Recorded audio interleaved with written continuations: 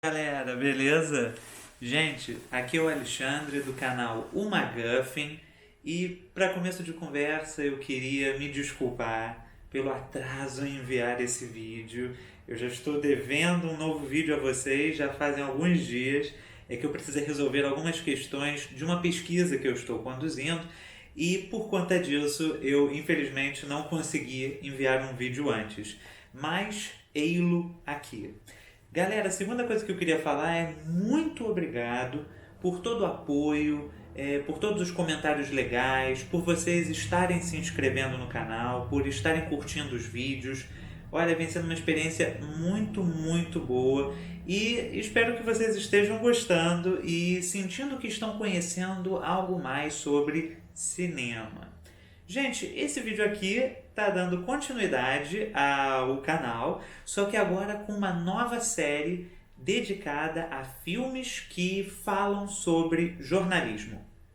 Se eu quisesse ser cronológico, eu começaria fazendo um vídeo sobre Cidadão Kane.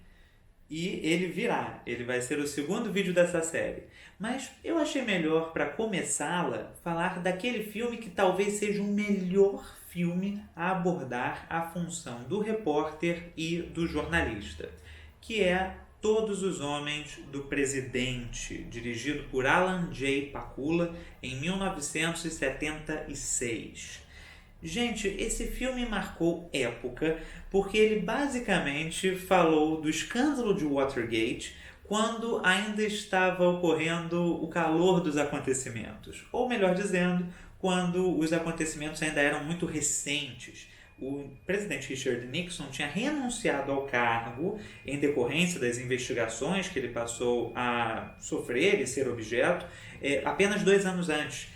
E, na verdade, o livro que inspirou o filme foi lançado também apenas 2 anos antes da produção chegar às salas de cinema dos Estados Unidos.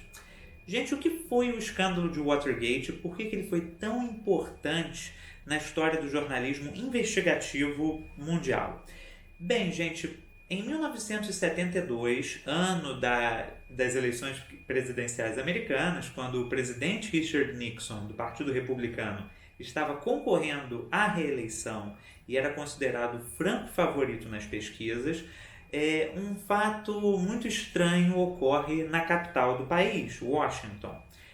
Um grupo formado por alguns homens, a maioria deles cubanos exilados nos Estados Unidos, são presos pela polícia de Washington tentando invadir a sede do Partido Democrata, o quartel-general, basicamente, do partido e da campanha do opositor de Richard Nixon, o candidato George McGovern, e não só tentando entrar na sede, como colocar escutas eletrônicas nela.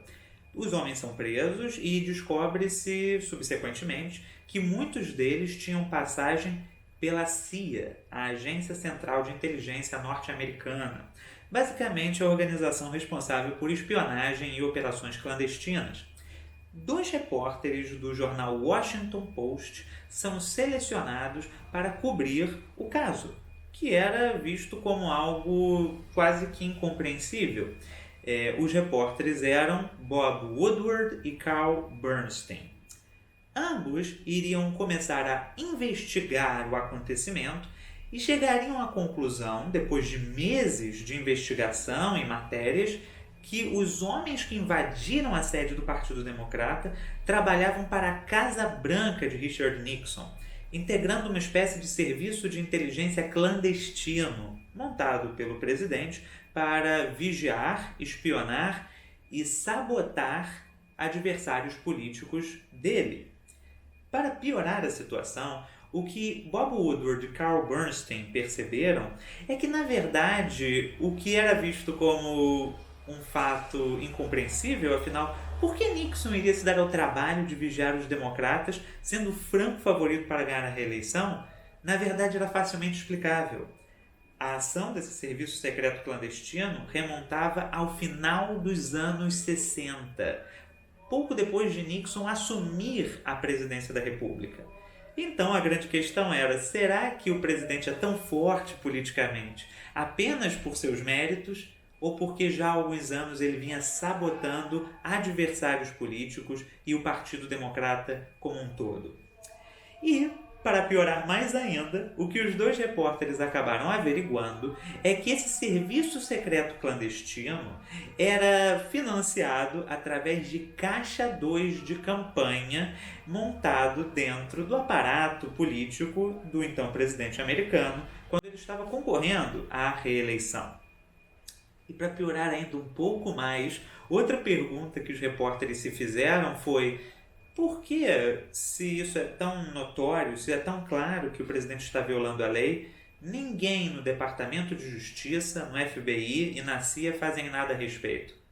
Eles chegaram à conclusão de que nada era feito a respeito porque acontecia um esquema de uma mão lava a outra.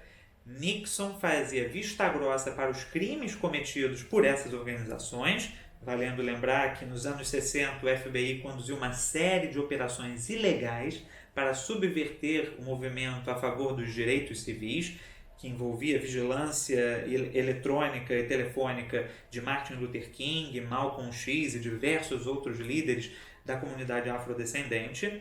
E a CIA vinha conduzindo uma série de ações ilegais, tanto dentro dos Estados Unidos quanto fora, depondo diversos governos estrangeiros.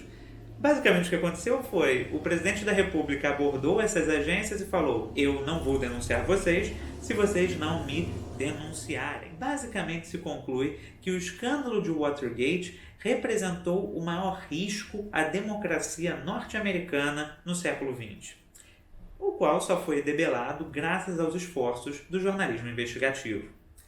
Portanto, a ação dos repórteres Bob Woodward e Carl Bernstein redundaria na publicação de um livro, Todos os Homens do Presidente, em 74, apenas 2 meses antes de Nixon renunciar, quando ele já era alvo de uma CPI no Congresso americano, e se mostrava muito claro que ele iria sofrer o impeachment.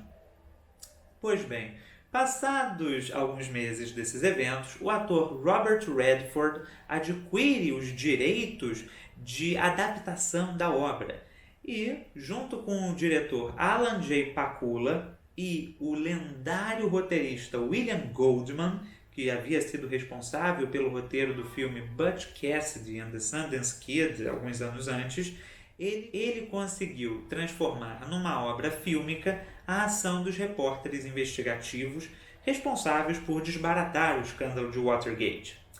O que é muito claro, tanto no roteiro de Goldman quanto na direção de Pakula, é a escolha por permear o filme com uma sensação de paranoia. Pakula já havia feito 2 filmes com o mesmo sentimento. O primeiro sendo Clutch, O Passado Condena, de 71, com Donald Sutherland e Jane Fonda no papel de uma garota de programa que representa a única testemunha possível de elucidar o caso de desaparecimento de uma jovem, e, alguns anos depois, em 73, o filme A Trama, também chamado de The Parallax View, em que Warren Beatty faz também um repórter investigativo que basicamente esbarra na existência de uma organização de assassinos profissionais contratados para eliminar políticos norte-americanos. Esses 3 filmes, Clutch, A Trama e Todos os Homens do Presidente, representam, na visão de muitos críticos, a trilogia da paranoia, a grande obra, o magnum opus do diretor Alan J. Pakula, que ao realizar Todos os Homens do Presidente, revolucionou a forma como o jornalismo era retratado no cinema norte-americano. Se até então, em filmes como Last Girl Friday dos anos 30, os filmes sobre jornalismo normalmente eram leves e dotados de traços humorísticos, focando no aspecto aventuresco e cômico, a partir de Todos os Homens do Presidente, filmes sobre jornalismo passariam a se inserir no gênero do suspense, remontando muito a certo estilo de cinematografia associado com Alfred Hitchcock, pensando sempre em como manter a tensão e encarando a ação dos repórteres como se fosse uma trama de mistério. A contribuição do roteirista William Goldman entra na autenticidade do filme. Goldman basicamente conseguiu retratar o trabalho do jornalista investigativo, se valendo e, na verdade, superando os clichês de filmes de suspense hollywoodianos até então. Um dos melhores exemplos disso são as sequências em que os repórteres têm de telefonar para fontes. Muitos filmes anteriormente fariam questão de mostrar uma espécie de montagem paralela, uma sequência em que você veria o repórter falando, cortaria para outra pessoa falando no telefone com ele. Em Todos os Homens do Presidente, a escolha é por mostrar apenas o rosto dos repórteres. Robert Redford e Dustin Hoffman, portanto, têm um trabalho hercúleo pela frente. Eles basicamente têm de traduzir autenticamente uma reação aos comentários que eles ouvem por meio do telefone, tal qual os repórteres fariam nas suas redações. Outro elemento muito marcante no roteiro de Goldman é o fato dele não utilizar clichês até então marcantes nos filmes sobre jornalismo e que continuam a existir em muitas produções depois de Todos os Homens do Presidente. Nesse filme, ninguém fala "parem as prensas". Nesse filme, praticamente em nenhum momento um repórter corre ou grita na redação. Minto. Em um momento específico um repórter corre. Eu não vou estragar por que isso ocorre, mas o motivo é até, de certa forma, jocoso.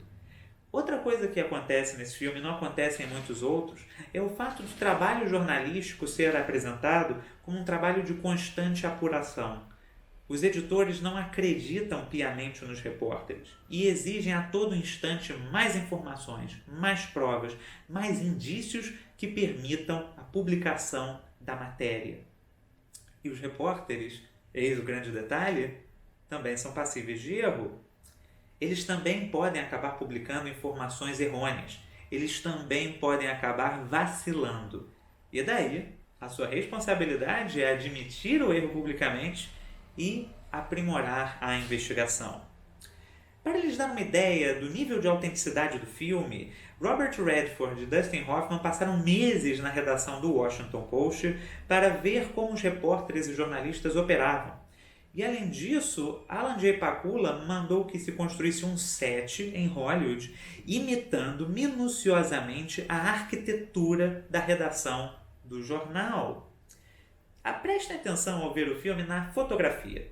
Quase todas as cenas que envolvem a investigação dos repórteres e o trato com figuras associadas à campanha de Richard Nixon são escuras, envolvem uso de sombras, ocorrem de noite, enquanto as cenas da redação são marcadas por uma forte luz fluorescente branca. Todos os repórteres estão, como se dizia, em mangas de camisa, usando apenas suas camisas sociais, em geral brancas. Quase nenhum está usando terno, o que faz com que a redação pareça um espaço de luz, de informação, aquele espaço que está aberto, o espaço da verdade e da objetividade, enquanto que o mundo exterior da política é o mundo das sombras, o mundo que tem de ser elucidado pelo trabalho dos repórteres. Então, se vocês estão estudando jornalismo, se vocês gostam de jornalismo, se vocês querem conhecer uma obra que inclusive retrata de maneira bastante fidedigna o trabalho de Bob Woodward e Carl Bernstein, assistam Todos os Homens do Presidente. É com certeza a obra mais influente já feita sobre jornalismo. Gente, já tem aqui uma dica para vocês. Corram atrás, assistam, é um filme que vale muito a pena. E não se esqueçam de curtir o canal, curtir o vídeo e apertar a sineta para saber quando vem nossos próximos vídeos. E atenção, porque essa semana vem muito mais vídeo falando sobre jornalismo no cinema. E semana que vem já temos uma série nova, falando de Quentin Tarantino. Então fiquem de olho que vem muita coisa boa aí pela frente. Galera, um abraço e bons filmes!